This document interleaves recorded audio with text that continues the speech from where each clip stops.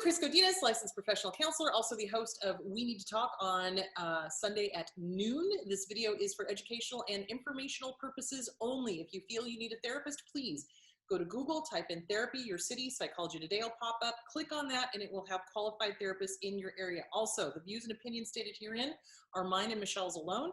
They do not represent the ACA, the APA, or any other therapist for that matter. Also, trigger warning. This video is going to be very triggering, so I just want to warn you of that. If it gets too much, stop it, take a break if you need to, and then come back. But don't allow yourself to get overwhelmed. So there that is. So I would like to introduce Michelle. She is the viewer that, thank God, was gracious enough to call me, because we connected and we talked on the phone, as to why the term Indian giver, which is what I used on Sunday to try to describe a narcissist, was not a good term and that was harmful and hurtful. And so then I asked Michelle to please come on to the show so that we could do a show about this so people understand. So, okay. Michelle, shall I turn it over to you? Thank you so much, Chris. So, hi, everybody. My name is Michelle. I want to start by just thanking Chris so much for this opportunity to talk about this very difficult subject, but she has the courage to do so, and it's actually incredibly heartwarming. So I'm really grateful. Thank you, Chris. Thank you for your kindness, and thank you for calling me out. Seriously, thank you. Yeah, you know, I think it's so interesting in this day and age where, like, even the term calling out seems to have stigma around it. So you're welcome. I want to say that through the course of these few days, like just processing what's been going on, like I kind of have a knee-jerk reaction where I want to kind of be like, oh, well, you know, that's okay. You know, she apologized. I know she didn't mean it. Leave well enough alone. But we are in a very interesting time where this really just opens up an opportunity to have a very deep and healing conversation. So I invite the viewers to go on this healing journey with us because it's gonna go pretty deep. As well it should. Yeah. So this is going to be like a Q&A kind of thing. Did you want me to start with the questions, or did you want to do a disclaimer yourself, because we kind of talked about that? Yeah, that's a good idea. I should probably, I got a little bit of nerves, but I'm going to go ahead and go off my notes, and I should probably formally like introduce myself to your followers, just so they have a little bit of a background of who I am and, you know, what I'm about. So I'm a viewer just like you.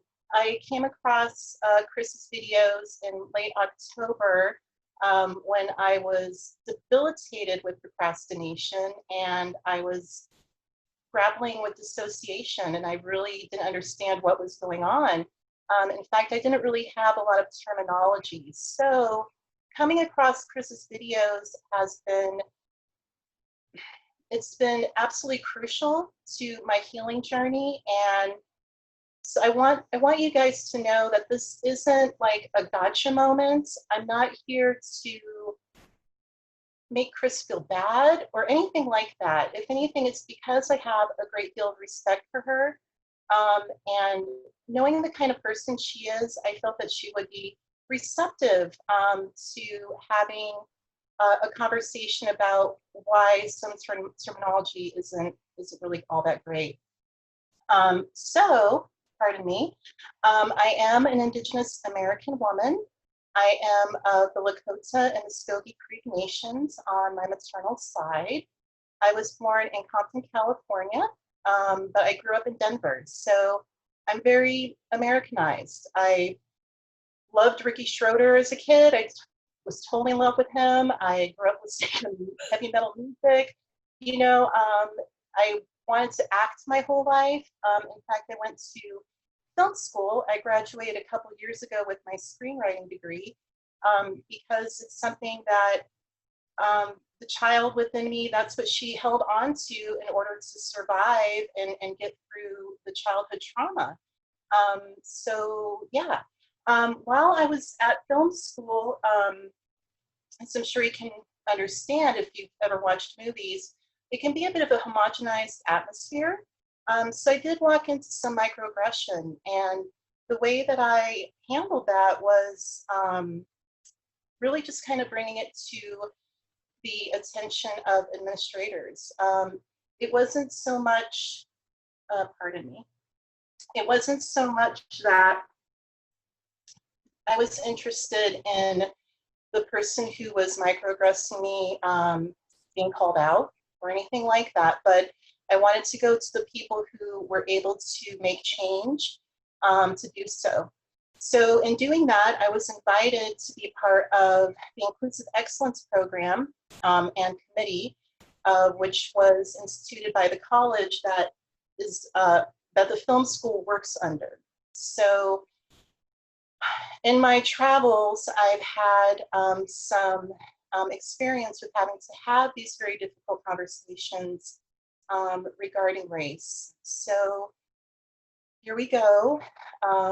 I promise you this is in the vein of love and unity. Our nation is in dire need of healing, and this is how we do it. We start right here. So absolutely. Thank you, Michelle. So I'm sure people will want to know, what's the big deal? Why is that term so hurtful or so harmful or so triggering? So the term I used was Indian giver. So can you give kind of a little bit of background about that and where the origins came from? And when you first heard it, how did you feel? absolutely. So I will go ahead and start with when I first heard it. And I was in second grade, and it was from a schoolmate who said I was an Indian giver, and I had no idea what that was. I didn't understand what they were talking about. Now, I knew that I was Indian.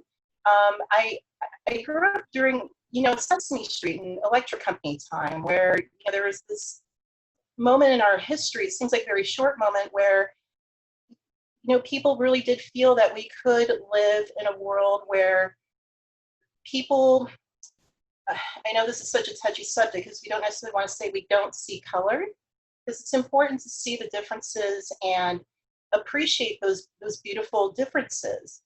But it's important to see the human first. So with that, I really didn't understand what that child meant by that when he said that to me. So I had well, what do you mean? And he explained it, and it hurt. I felt ashamed for something that didn't really have anything to do with me. So I went home. I asked my mother about it, and she was pretty upset. But she pretty much told me it was his way of being insulting, and so that's just kind of what I've carried with me. Now, what's interesting though with this particular experience that we're going through right now, I decided I should probably look into it and do some research. So I do have some links that I will provide as to what I'm citing and whatnot. But so essentially, the term Indian giver came from settlers' times. Now, here's the interesting thing about it is that it kind of has a bit of a dual meaning, which makes it murky. Because on one hand, the popular connotation is that it refers to a person who will give you a gift and expect it back.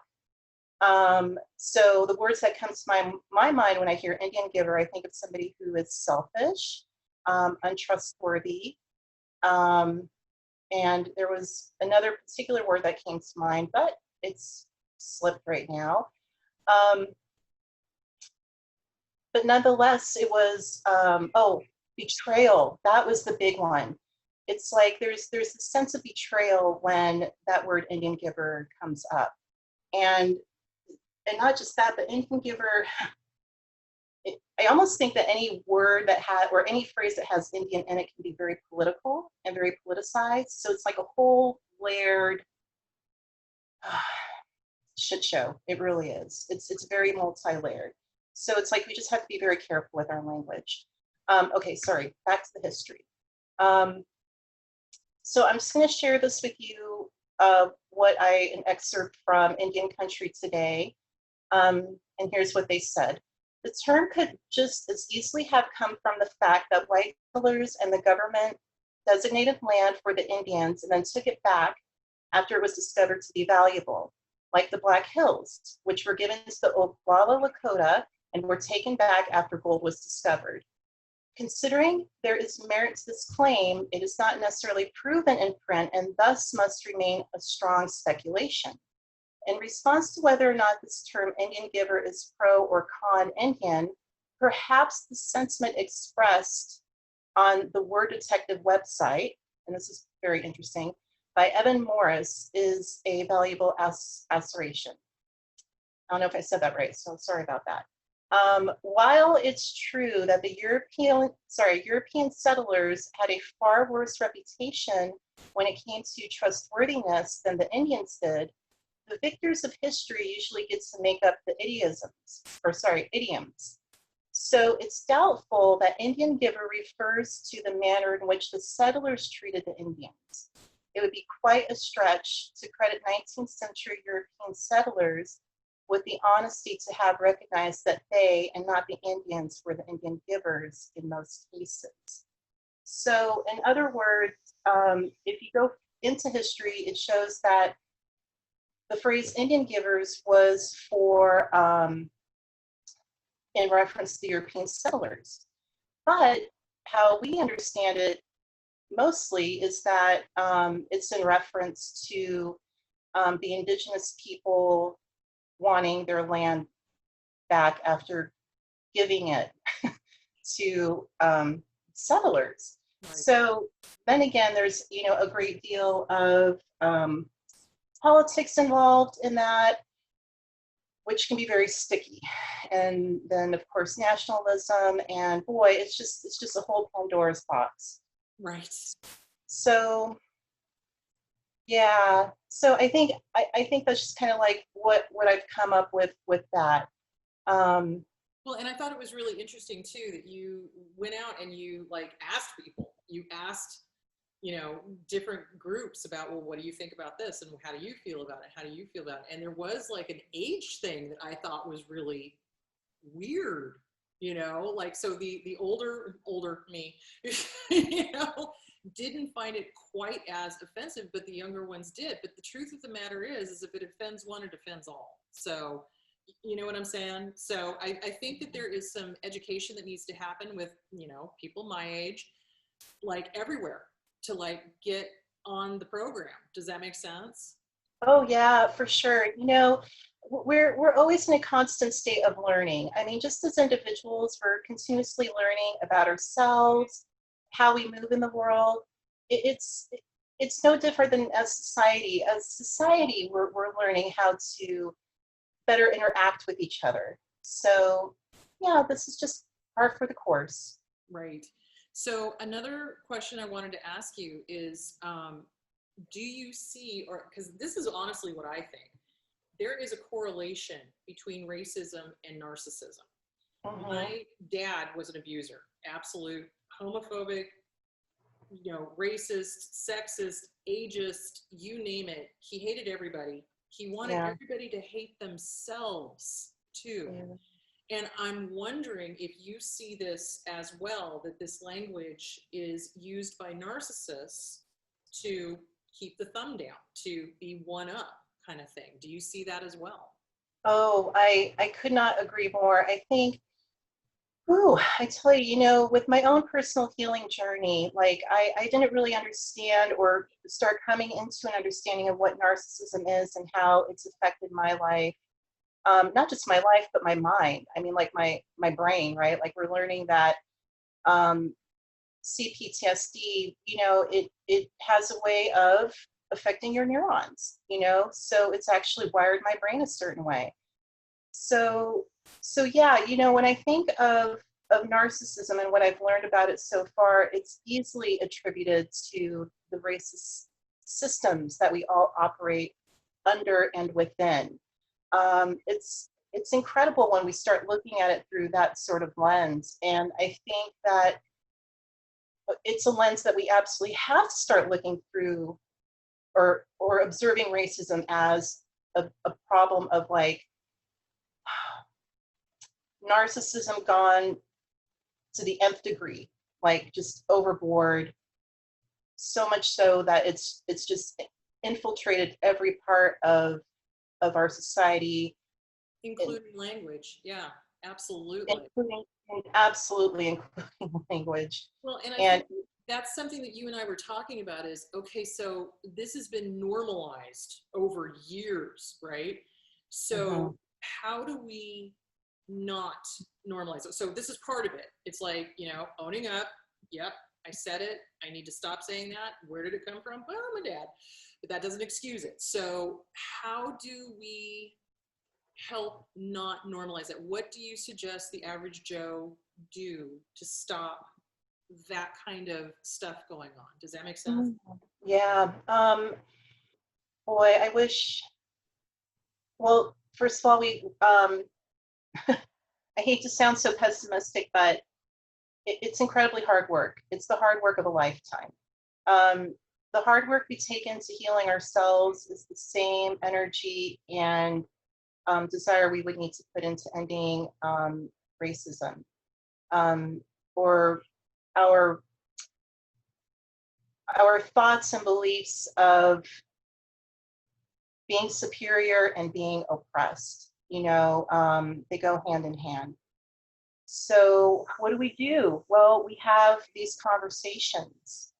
We become more aware. We educate ourselves. We seek out information.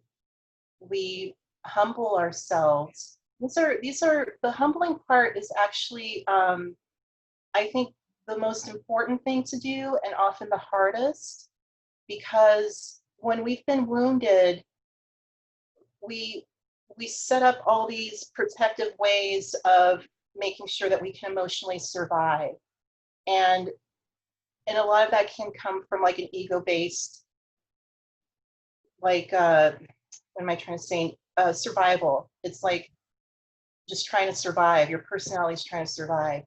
So when you're faced with these sort of social challenges that are asking you to like put down these false beliefs of white superiority, it's really difficult. I've wondered, you know, how, because racism and owning up to one's racist tendencies is incredibly, it's so hard. It's painful, you know. It's kind of, it's like coming to terms with understanding the, I'm sorry, I'm at a loss for words here. That's okay. The skills that you have when you're in a narcissistic abusive relationship, and you realize that those things are probably just as toxic. It's kind of like that same feeling when you're realizing you need to humble yourself when it comes to having a superiority mindset, a white superiority mindset.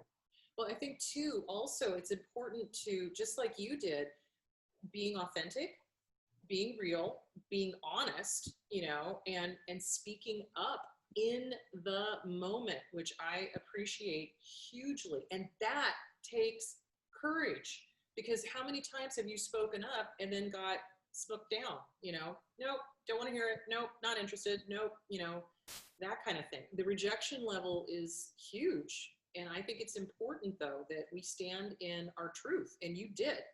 And I honor you for that. That is what I think we start needing to do. I appreciate you being receptive to it, because what you just explained, the whole shutting down, is what happens all the time. That happens all the time. It shuts conversations down before there's even an opportunity to speak a word. So this kind of interaction, it's a two-way street. So I thank you for saying that about me. It's not easy as anybody who's been in any position to say, hey, that hurt, and I want to let you know that it hurt. But we have to do that. It's almost a service to one another, you know. I know that I I follow you for a reason because I know that you're also a genuine person and you are interested in healing. So that's why I felt like I might be more well received. There's certainly other people that I follow that if they would have said something like that, I would have just written them off. I would have said a few choice words and that would have been it. Right. But here it was like, no, this is a really we're being presented with like a gift to talk about something that it affects it affects every single one of us. It really does. It does. And it hurts all of us. And even if you think that you're okay not being on the receiving end of this sort of strange resentment, it's still affecting you because it's affecting society. Well, and I think that's what people forget is that Jung believed very much in the collective unconsciousness, that we are all connected. Yeah. So to harm one is to harm everybody, you know? Yeah. And I think, you know, I love the idea that love is the highest power. And I think that once we get the ego the fuck out of the way, right? And start coming from a place of love and recognizing when, quote unquote, oh, it's okay, it's what we said when we were kids. Well, no, that's not okay. Right. It's not okay. Let's change that. You know, if it harms one, it harms all. So let's work on that. Let's work together. And I think that's phenomenal. Now, there's something else that you and I were talking about that I honestly did not know that much about that really blew my mind. And this is the deep north and Yeah. sex trafficking in relationship to racism and narcissism. So if you look at sex traffickers, they are across the board narcissists, psychopaths, Machiavellian. They're dark triads. Absolutely. So tell us more about the deep north. I had never even really, I've heard it, but I did not really know what it was. So let's talk about that. So it was interesting because it's a term that I hear from my friends who live in North Dakota. That's where my maternal grandmother is from, South Dakota. So I've only been there a couple of times though. But yes, the Deep North also refers, I think, to a book of some sort. But in this particular case, this is about the northern states that border Canada. It's mostly on the west of the Great Lakes, but there's activity going on in Michigan as well because of the river. I mean, the sex trafficking is all up and down the Mississippi. So essentially the Deep North it describes the states and probably parts of Canada as well, where Indigenous people are forced to experience egregious and deadly forms of racism. There's this emergency occurring within the Indigenous communities up there where women mostly, but children and men are ending up missing. They're murdered. They're being sold into sex trafficking, and it's overwhelming. People are losing their loved ones left and right. They're disappearing. It's been going on for several years now, but you don't hear about it. And this is like when you and I started talking, this was literally the first time, and I'd heard it kind of vaguely off in the distance, but I didn't really understand what that meant. Does that make sense? So again, I think this is important to talk about because sex traffickers, like I said, are malignant narcissists. They do traffic in children. They do traffic in women. And from what I'm hearing from you is people are just disappearing poof and they're never heard from again.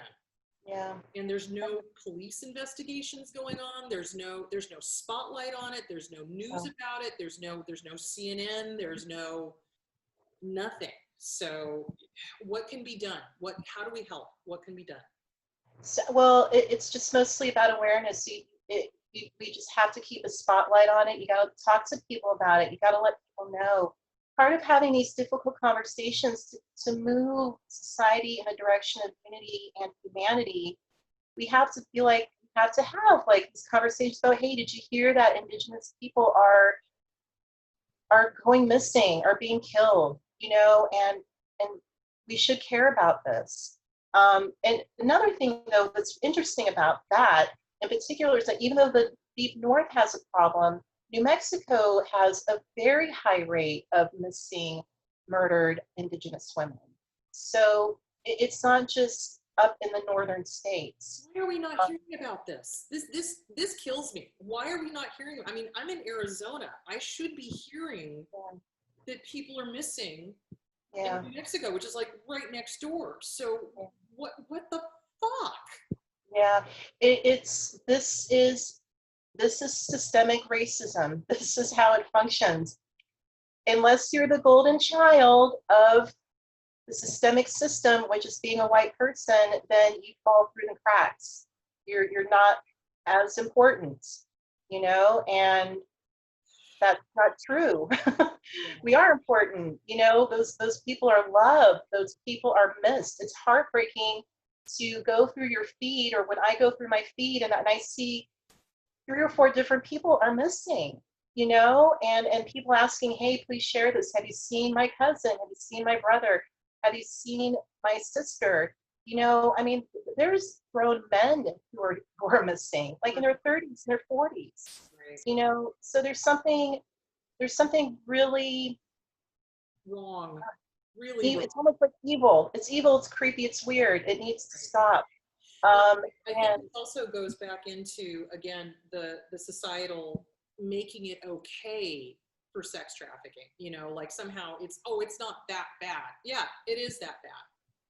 It is that bad. And it doesn't just affect, I think that, honest to God, I think people have in their heads that it's, it's, you know, runaways or it's adults. And I'm like, it doesn't matter. It doesn't matter whether they're runaways. It doesn't matter whether they're adults. It's not healthy. It's sick. And it's run by narcissists, pedophiles, you know, psychopaths, etc. Yeah. Yeah, we have to understand that trafficking, it's a business. This is run by very shrewd people. If you can barely, you know, we have to refer to them as that, I guess. But yeah, they don't care. They don't care. They are narcissists to the nth degree. It's all about them. It's all about their supply, whether it be the sex, the drugs, the money, the power. That's what they're after. And yeah, it's incredibly sad. And it's important not to blame the victims. You know, if God forbid anybody, let's hope this doesn't happen to anyone watching, but if you're in some unfortunate experience where you're taken, gone, and in the hands of people that don't care if you're alive or dead, they just want to get what they need to get from you. You're going to do whatever you can to survive because you want to see your family. Exactly. You know, so and so people who are sex trafficked, they're not prostitutes. No. And I think we need to like start understanding that within our society. These are not sex workers. That's something completely different. Exactly. These are people who are taken against their will, having things done to them and forcing them to do things against their will. Yeah. And there's nothing more evil than that. Exactly. So, and they also use the terms of racism to whittle away people's sense of self, sense of autonomy, you know, put them down, one down, lesser than, etc. And they're verbally abusive, they're mentally abusive, they're physically abusive, they're spiritually abusive, they're, like you said, they're not human because they look at the indigenous people or any people that they kidnap as a commodity, as a thing to be used, which is pretty much what narcissists do. We have no more value to them than this pen. Yes. So exactly. Yeah. I mean, and even if you even have that much value. Yeah. So I do want to say though that I try to be very careful because language is such a big deal to me. They are human, but I don't know. They're not humane though. They're not humane. So they're human, but they're not humane. Yeah. And that's where we need to like really start focusing our attention again on, is like, how do we reclaim that essence of humaneness for our humanity? It's like somehow that's just been discarded, that it just doesn't mean anything anymore, and it's the core of who we are, you know. Absolutely. I totally agree. Do we have resources that people can contact if they have more questions about the sex trafficking, or the, you know, how to learn about culture and how to be, you know, not stupid like me? You know what I mean? Oh man, wouldn't it be great if there was like a magic workshop? I would love that. Seriously, like, that would be you know, fantastic. Because the thing of it is I don't want this to just be a, you know, okay, we're putting the spotlight on it now, and then, you know, 2 months from now, poof, gone. It's like, I think I would like to have other conversations about this and keep the attention on the sex trafficking, on the disappearing, on the, you know, the things that are happening that nobody is talking about. That's wonderful, Chris. Thank you so much, because that's exactly what's needed. I have compiled some resources that I will send you, so that way you can go ahead and add the links to the video. But yeah, but you know, it's really just, at the end of the day, it takes one's own volition to want more information and to become more aware. So, you know, look up missing, murdered Indigenous women. You have to look for that information, because again, you're not seeing it on the news. No. And same with sex trafficking. You know, we're starting, oh my gosh, it's so weird to say this, but fortunately, because we do need to know about these things, it's starting to become in the mainstream news now, right? With Ghislaine, what's her name? You know what I'm talking about. So now that she's like been apprehended, you know, we're starting to have these conversations. You know, with all the mess going on in Hollywood, you know, we need to have these conversations. So yeah, we just got to bite the bullet and do it, because it's worth it. Yes. This is how we move forward. Absolutely. Totally agree. All right. Is there anything that we still need to cover that we have not covered? Because we did cover quite a bit of ground. We did, you know, again, there was a question about, hold on a second. I just wanted to just look through my notes and make sure that, no, actually, it looks like we got through what we wanted to get through. And I'm just so grateful that you opened up this conversation. And, you know, I just want to reiterate, you know, to your followers, that we know how great Chris is, and I promise you, this is the beginning of how we start healing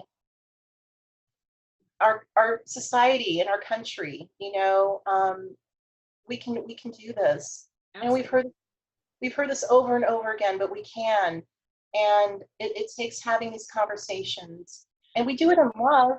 Exactly. And I think that's it. It's because when you approached me, you were like in the moment, which is perfect, because you know how people wait too long before they like say something. So it was in the moment, it was genuine, it was, you know, I feel, and then I statement followed by emotion, followed by the action, followed by, okay, here's what I need. And I'm like, okay, you know? So I think it's like, it's an act of love to correct people. It is, you know? I know some people are like, oh, political correctness, political. Well, again, we are all one. And if it hurts one, it hurts all. So I think the way that to do it is exactly the way you did it, which is with love, I statements, here's why, here's the reason, how do we fix this? Great, let's do it. You know? So, but I think correcting people in the moment is, and done from a place of love, is always the best way, I think, to approach it. So I agree. Yeah, And also a lot more conversations. And I think also being receptive. So having an open mind and open heart, and understanding that having a little bit of humility isn't this hardcore ego death that we think it is. I mean, it might feel like that sometimes, but it's actually going to contribute to our healing and our understanding and our wisdom, and then we can grow together better and be more effective. So happy. Thank you so much. This is great. I appreciate you. Well, this is great. All right, my love, I think we're good unless you can think of anything else. No, I can't. I will also include my email address with the links if people want to get a hold of me. I'm certainly open to having conversations in this vein. And like I had mentioned before, I've done workshops for professional development around racial and social justice issues. I'm thinking that, you remember how we talked about, wouldn't it be great if there was like a class? You should think about that, seriously. Yeah. You're right. We're on the same wavelength right now. I'm definitely, it's something I've been considering for a while to come up with some sort of workshop, and now that we're all Zooming, we may as well go ahead and just really have at it and have these conversations. So Which I think is huge. And plus the fact you're a filmmaker, you understand all this technological stuff. I don't. So, you know. Or hopefully I can find people who do. So. Exactly. Michelle, thank you so much. And I don't even think I'm going to edit this. I'm just going to put this up. So. Oh, wow, that's great. Well, right, thank you so much. I appreciate you. All right, my love. I will talk to you soon. Yes, definitely. Bye. Bye-bye.